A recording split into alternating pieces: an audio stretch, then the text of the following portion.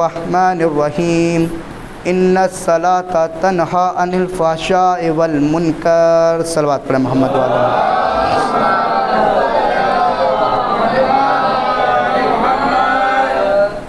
مومنین حضرات السلام علیکم ورحمۃ اللہ وبرکاتہ.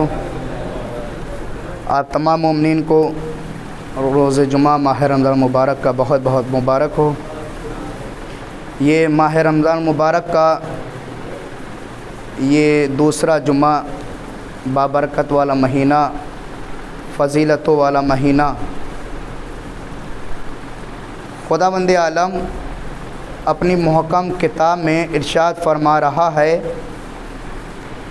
ان الصلاۃ تنہا عن الفحشاء والمنکر، کہ بے شک نماز جو ہے وہ انسان کو برائیوں سے روکتی ہے. اس آیت کے ذیل میں اگر تدبر و تفکر کیا جائے تو بے شک انسان کی زندگی جو ہے وہ کامیابی کی طرف بڑھتی ہوئی نظر آتی ہے. لیکن یہ آیت جو ہے یہ یہاں کے اوپر قرآن مجید کا عجیب معجزہ ہے، عجیب معجزہ ہے.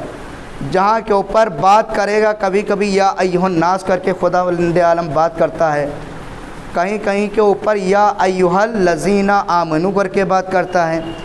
لیکن یہاں کے اوپر جو قید لگائی ہے خداوند عالم نے، کیا فرمایا ان الصلاۃ تنہا عن الفحشاء والمنکر، کہ بے شک نماز جو ہے وہ برائیوں سے بچاتی ہے اور روکتی ہے. اس کا مطلب یہ ہوا کہ جو شخص نمازی ہے، اب یہ اس سے کیا اس آیت سے کچھ لوگ نکل گئے، بے نمازی نکل گئے، کیونکہ یہ آیت نمازیوں سے بات کر رہی ہے، جو نماز پڑھتے ہیں ان سے بات کر رہی ہے. کیا کہہ رہی ہے؟ ان الصلاۃ تنہا عن الفحشاء والمنکر، کہ بے شک نماز برائیوں سے بچاتی ہے، برائیوں سے روکتی ہے. مطلب نماز جو آیت جو ہے وہ نمازیوں سے بات کر رہی ہے. اب بے نمازی اس کے کیا کہنے، ماشاء اللہ، اللہ توفیق عطا کرے اس کو نماز پڑھنے کی. اب یہاں کے اوپر بات آتی ہے کہ نماز کیسے قبول ہوتی ہے.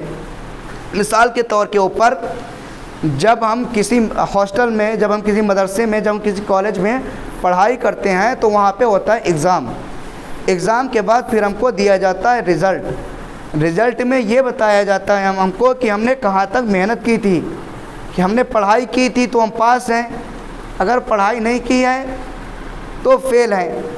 اب یہاں پہ نماز بھی اسی طریقے سے، کہ نماز انسان کو برائیوں سے روکتی ہے، بچاتی ہے. اب جس شخص نے نماز پڑھی ہے اب اس کا نتیجہ رزلٹ بھی تو آنا چاہیے نا. نتیجہ کیا آئے گا؟ جو شخص نمازی ہے وہ برائیوں سے بچے گا، وہ گناہوں سے بچے گا، وہ جھوٹ سے بچے گا، وہ غیبت سے بچے گا. ایک شخص نے امام جعفر صادق علیہ السلام سے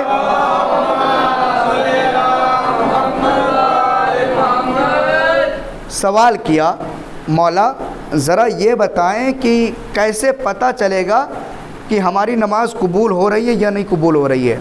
چھٹے امام صادق کے گھر میں صادق، کیا سوال یہ ہے کہ مولا کیسے پتہ چلے گا کہ ہماری نماز جو ہے وہ قبول ہو رہی ہے یا نہیں قبول ہو رہی ہے. مولا نے فرمایا کہ اگر تم نے صبح کی نماز پڑھی اور صبح کی نماز سے لے کر تم نماز ظہرین تک گناہوں سے محفوظ رہے، سمجھ جاؤ تمہاری صبح کی نماز قبول ہو گئی. اگر تم نے صبح کی نماز پڑھی، فجر کی نماز پڑھی اور ظہرین تک تم گناہ سے بچتے رہے، پاک و پاکیزہ رہے گناہوں سے، تو سمجھ جاؤ کہ تمہاری نماز جو ہے صبح کی قبول ہو گئی ہے.